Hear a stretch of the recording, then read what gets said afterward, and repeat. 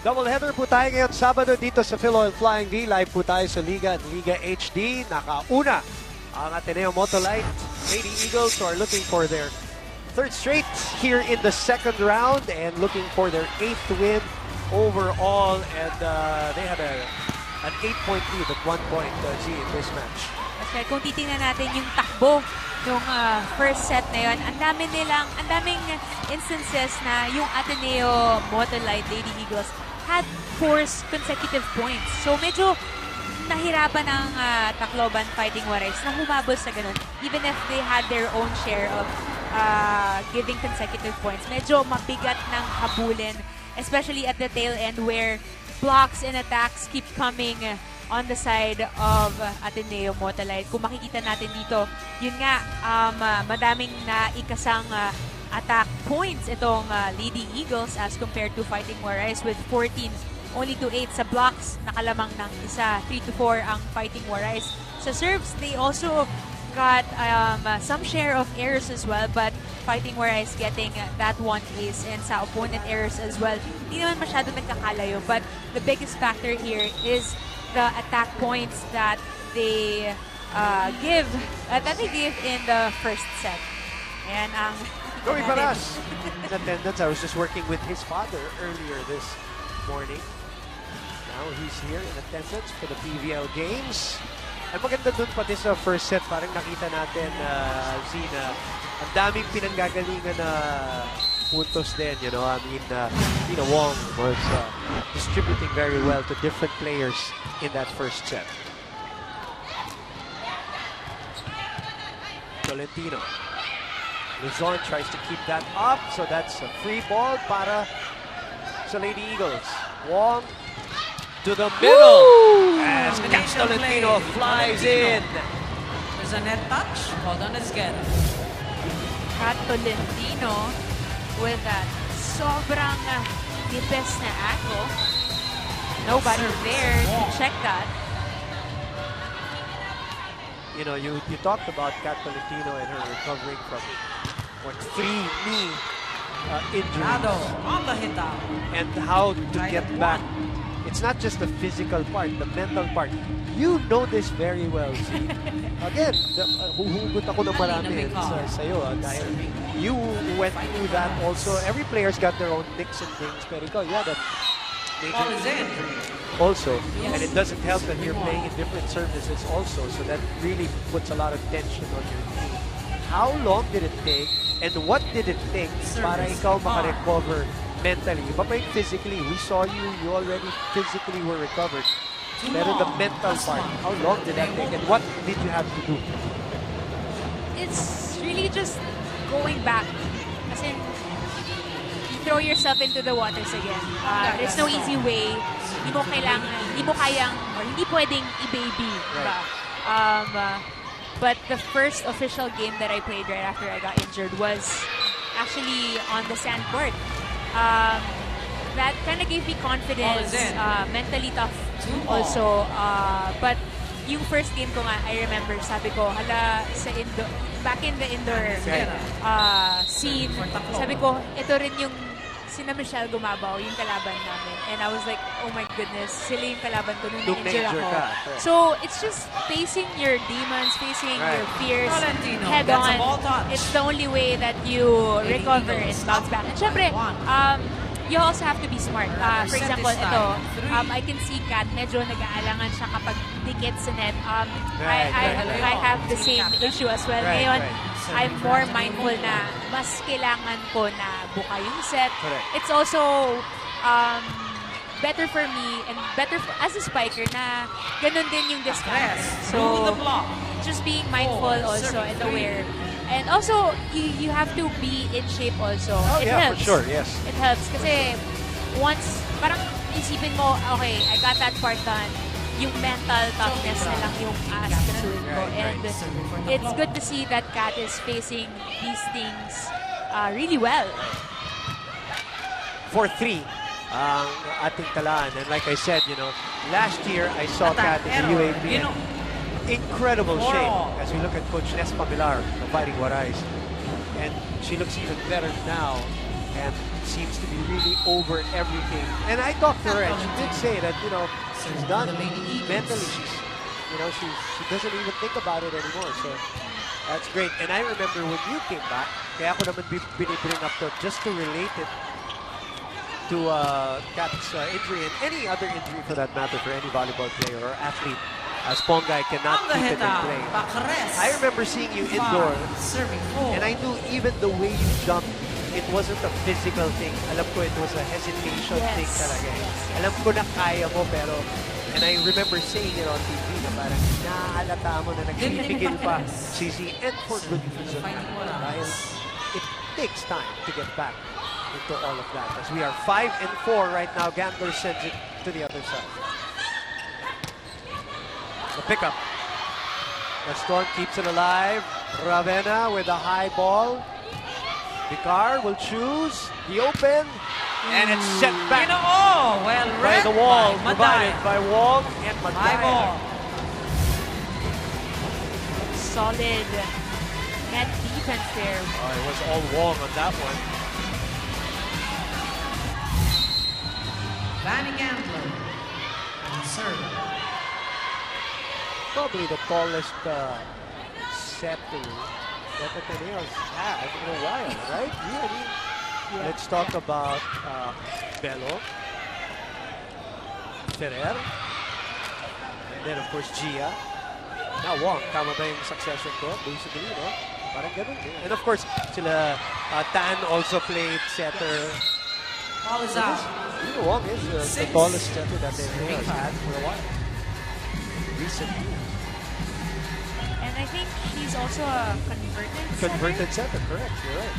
At yun nga, napansin natin in 2 seasons ago, I remember there were a lot of converted setters. So yun nga, nagtatangkara ng ating mga setter kasi it's another thing to be tall and to be able to provide solid defense at the net. And some offense every now and then, too. Vicar, a more traditional setter from UST. Oh, and a donut hole found attacks and scores by the aforementioned Nina Wong. Siya mismo. Ayun nga, sabi natin, offense every now and then. Ayan, sakto. Parang narinig tayo.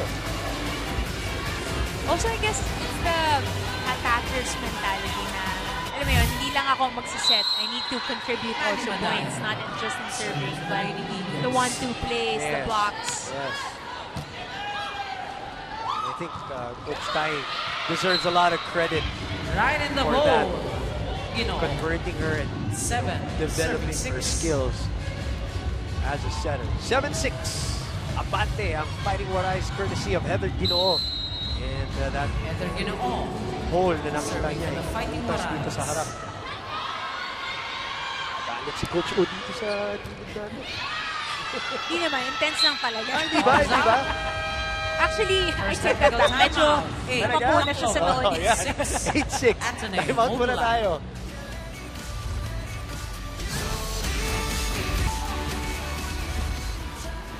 The Ateneo-Motolite Lady Eagles and their fans with a 1-set lead dito sa ating laban over the Tacloban Fighting Warais. Boom Gonzalez, Z. Hervacio, Vince Velasco is with us, and speaking of our panel at large, Vince, ano balita? UAB bronze medalist Dimdim Bacres is happy to be back and playing here in the PVL Open Conference. Pero sabi nga niya, aside from volleyball, she wants people to know her off the court, and here are some trivia facts that she told me. Sabi niya sa akin, if she wasn't playing volleyball, she would be a flight attendant and always making advantage of that by traveling to the beach. Sabi rin niya, unlimited showmai for life if she had one wish. Also, off the court, she likes K-drama, K-pop, and if you wanna bond with her, sabi niya, walang diet-diet, kain lang tayo. Back to you guys. Niloloko ko sila Vince tsaka si Tim kanina nung nag-uusap sila. Pagdaan ko, ano ba yan? Bakit siomay ang pinag-uusapan kagad? I think alam ko kung saan kumukuha ng siomay to si Dimdim. I got to train with the UST squad before, and there's this spot that they always visit to get siomai. And it's pretty good, actually. At yun nga, doon ko rin nakita si Dimdim na masayang kumakain ng siomai. Masaya naman lagi yung Dimdim eh. Mas masaya. Mas masaya. At naglalaro. Yeah, perfect combination. Oh, nice get. by Wong. Packers keeps it alive. Bumalik ang bola. And Tolentino puts a period Tolentino at the on that net. sequence. We're tied at 8. 8-all. Good coverage there by Heather. Ginoo, pero Wong. si Kat Tolentino, regalo. Over-receive. Woo! Miscommunication. Pero miscommunication 9. there at the Serving net. 8. To the dismay of Coach O, and I think he forced the hand Substitution. take out Ponggay Ateneo-Motolite. Gaston 9 here. All right, out, Sally L, ang 18. word na unexpected. Kilian Nakadikit. in. As a name, hindi na Wong. Kanyang mga dump balls. Alina Picard serving. Another tweet that we got is Ponggay is improving. And she scores. Improving. 10. Simula pa lang to ng kanyang indoor stint once again right after the beach season. Kaya we expect more from, no pressure, from Ponggay Gaston. So Bella Peralta now comes in for the first time, replacing Danny Ravena as the libero. Kiliana also checking in for Ponggay Gaston. Red by De Leon. 9 serving 10. I've said this many times.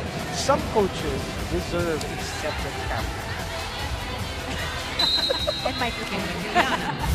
Microphone, maybe Medyo we'll kaya think siya. about that dahil, pero camera muna. Okay. So you guys can see Oh. the intensity. ISO cam. Ado with a drop shot. Mahilig tayo ganyan sa mga 11 players. serving 9. Because it's a show on its own to be beside Coach O. Actually, dati, we had this Meron, feature at the meron. Star Camp. Yes, we did. So guys, tweet nyo kami. Don't forget to use the hashtag PVL and ABS-CBN, and ipaalam nyo sa amin kung gusto nyo ulit ibalik ang Star Camp. Especially for Coach O. Na nandito sa tabi ko. So natahimik muna ako konti. 12 serving 9. 12-9. Lamang na, tatlo na, pinakamalaking abante ng Fighting Warais dito sa second set. So this is not going to be a quiet timeout. Napaka-trying hard na natin eh. Ha? Napaka-trying hard na nung ginagawa natin. Why? Because we're not expecting. We're not being specific in what we have to do. We have to be specific in what they have to do. Fanny, no block, what will you do? Get the defense. Pag wala nang gagawin, you have to be specific. Hindi pwedeng nanguhula yung spikers mo. Hindi pwedeng nanguhula sa gagawin. Kanina pa yan ang ginagawa, trap ball. May pinalo na bang malakas na pumasok? Wala pa eh.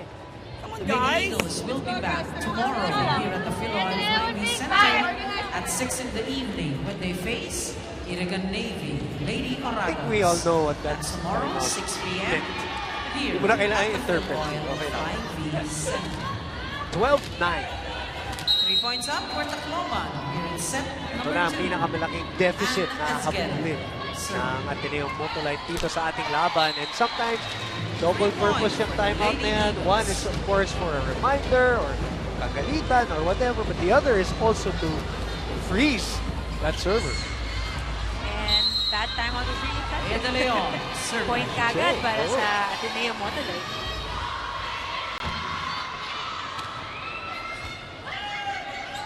And a contrast also of coaching styles in the legend Des Pamilar is always, or most of the time, calm and A collected quick and hit from Madaya. subdued. As Ate 11 Madaya serving 12. gets a point there. Isa na lang ang inaabol ng Ateneo-Motolite. Pakita natin ang ating Bangko Save of the Day. Team captain De Good. Leon, serving. Able to keep that ball alive. Vicar, reverse to Pacres. Gandler with the help of the net. and in. We're tied at 12. That ball crawling to the space. Walang fighting waray. Now we're tied at 12. Tapos na tayo. De Leon. Wow. Noel and Det De Leon, brother, and the mom, of course, of the server, Bea De Leon. And she scores. Yep. And now they take over. Cute song. Lady Eagles. So down now on 3. top by 1. Now up by 1. are the Ateneo-Motolite Lady Eagles. De Leon. 4-0 run. Boom.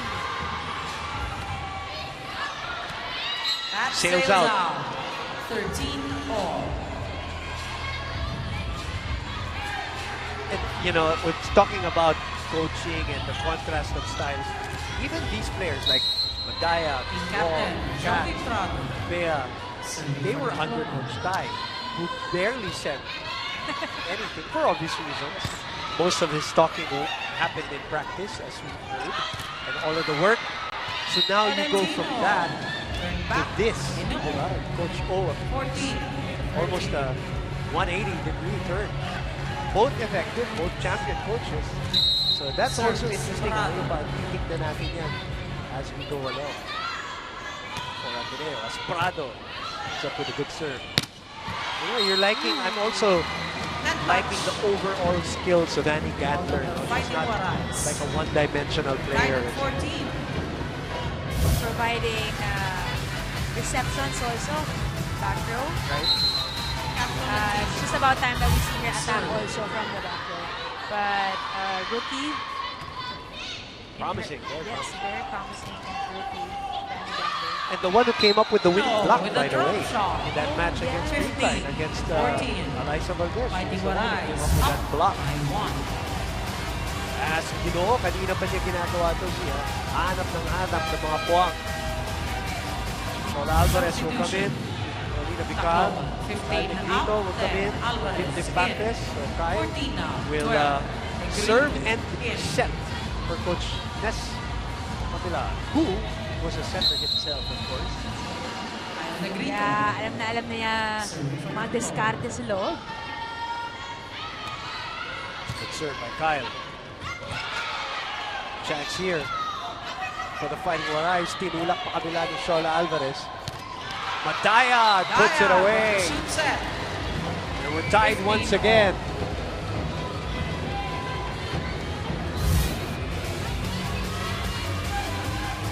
I remember every time Maddie goes up for a quick, Anigan. kasi natatakot kami.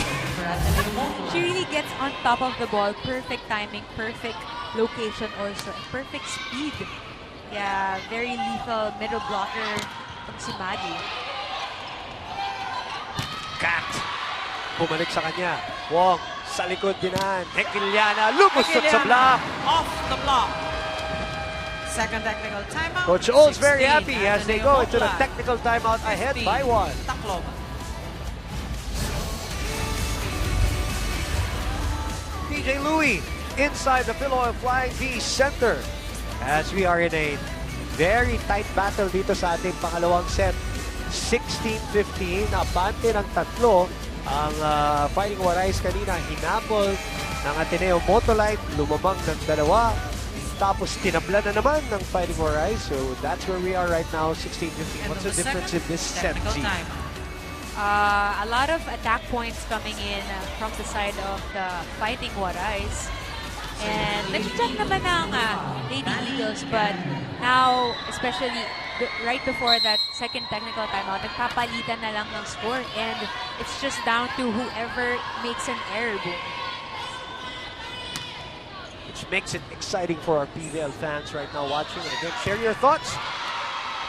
Ating hashtag PVL on ABS-CBN. Live po tayo sa Liga, Liga HD, and all our online platforms. Run through it in a bit after the rally, lalo na sa mga bagong manonood ng inyong paboritong PVL Open Conference. Long rally here in the second set. Hekiliana goes cross-court. Rally is still alive. Negrito. Ginoo na naman. This time, Kat Filipino expecting the off-speed. Good coverage there by Kyle. And that's Ginoo finding that awkward space always between two players. It was Peralta, I believe, and Gambler. And it was out-of-system set also, coming from their libero. So medyo, actually miscommunication also on the side of Ateneo. Jimmy De Los Reyes. Adonis Javier For the Fighting Warays. Cias. Go Ateneo-Motolite. Hello, Atis. Kuya B. Ganda ng mga receive ng Ateneo. Hello ulit. Hello to you, Adonis. Thank you for Baka watching. sakaling na-miss natin yung unang bate. So, sa below. Vanessa Chacha. Laban lang, Ateneo. One big fight all the way. Watching from Italy. Bonjour. As we know, the volleyball fans are worldwide. Nakuha ba ni Kyle yun? Wala lang nakahabol or did they call a touch on It it? looks like it was good, pero nobody there to pick up the second touch. 17 all, tayo, boom! Yan. Digdigan For the serve. dito sa ating second set. Lamang ng isang set ang Ateneo-Motolite. Scores an ace. Lamang ng isang puntos naman Lady dito sa Eagles, second set. now on top. 18-17 on a 1 point. service ace. Finding that perfect corner. Nobody there. Have you totally Service. abandoned the Madam. jump set? See her basho? That's a personal question. Have you abandoned it already? Alam mo bakit ka natatanong din yan? Kasi lagi ka namin napapanood ngayon sa Liga dahil nga the UAP Classics are on, right? Leon So, with the back Dami break. din nagtatanong sa akin yan, but Na-miss nila yun, no? Parang 19, nakikita na season 72, tumatalon pa si C. Sige, teka. Makinig muna tayo sa timeout as this lead is now at 2 for Ateneo-Motolite. Kasi kayo magpakiramdaman, magsalita kayo para makita nyo kung saan sino kukuha, saan sino didepensa. Ha? Ikaw naman, lagi Fighting ka naman Rise will be facing nagkababagsak ka na naman dyan, naglululood ka na Wednesday, naman pagpalo. at 6 in Ha? Di mga kapatay, pagpapalo, pasok-sok naman din. Di mababayolation ka po ulit, di ba? Sige lang, dalawa ko kapitan nyo lang. Sige. Dalawa lang, ha? ayun nga, dalawa lang. Not too far to tie it up. And malay mo, panalunin din nila itong 2 second points up for set. Ateneo-Motolite here in the second set. 19-17. Okay, back to Still your at the service zone. explanation. Second Explain batting. yourself, Madam. G. Herbasher. I guess I'm just pacing myself also. Really? So that means we're still going to see it every now and then? Hindi ka pinipressure, ha? ano lang, right now, it takes a while for my shoulder to warm up. Kaya okay. I can't get to practice. Okay. Valid, valid.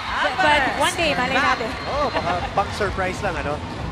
I'm sure that is 17. also one of the questions of our viewers on YouTube, all the 20,988. Wow. Service.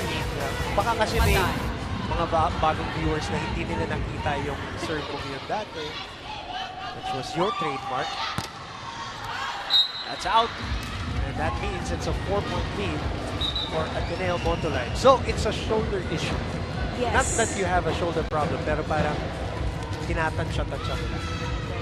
Pag siguro lamang na kayo ng 10, pwede ka na mag-serve naman. Ball touch called on the Lady Eagles. Changing that Point call. answer. Coach for O Tacloban. wants Bea De Leon to talk to our first referee.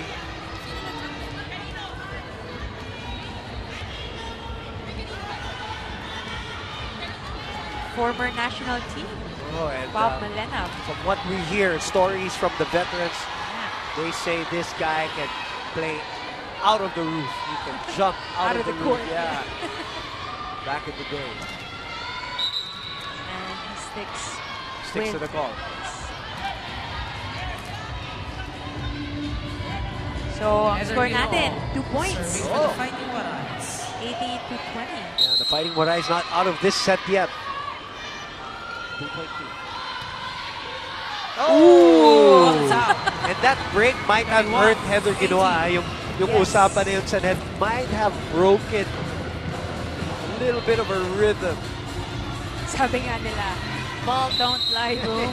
Lina Wong serving for Ateneo-Motolite. Wong with the serve, the safe serve.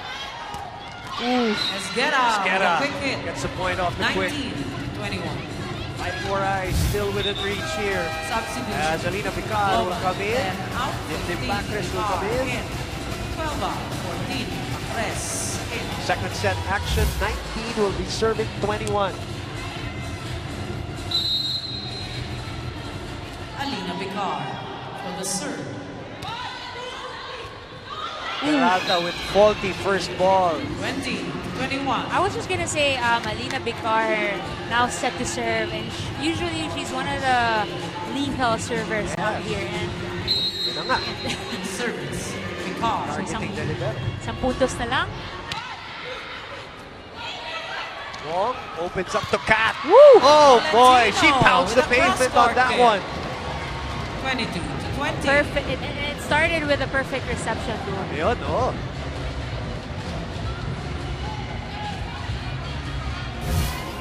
Emiliana serving. Nobody there to check that. Pound. Yun. That. Tulis na patulis. Vicar opens up to Dim Dim. Cross court. And Press Peralta off the hand unable of to get it. Peralta. So that 21 22. gives Coach O the cues to call back Danny Ravena. 2 out, 9. Yeliema in. Coach O. Ay, so- Challenging. Yeah, I love the Peralta. word. I love the word, G. So now he's giving him some time to think about what changes that he could have done in that last rally. I love the diplomacy. 22-21. Ang lakas na naman nun. Ball is out. Something 23, that Coach Ness is 21. looking forward to. Dalawang service errors in this tail end of the second set. Boom. 23 serving Leon 21. team captain for the serve. Ateneo looking for its 8th win and 3rd in the second round. Vicar. Miscommunication. Nako! And the length Ball of is out. Danny Gantler, Lady Eagles who now on at TV set point may not advantage. look long, but in She- person, I'm when out. she's right beside Marais. Maggie and Bea, she is tall and long. Tayo, hindi tayo sa mga pag tawagin mo yung striker, ha? Okay? Kasi lang, takayin nyo lang, hindi pa tapos eh, di ba? Kapitan natin, may pwede posible pang umabot tayo dyan, di ba? So, hindi pwede mawawala ng pag-asa, trabahoin nyo, pinalayo nyo ng ganyan eh.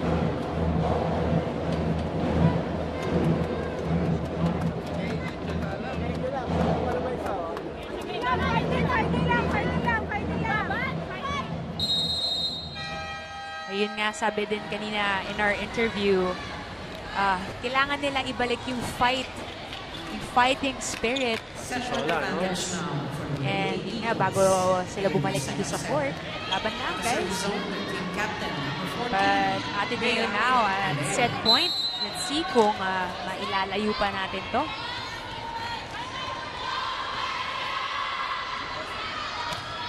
Mavi and Cassie Legaspi in attendance here as And the the Lady set Eagles goes take the second set at 25 to Ateneo-Motolite.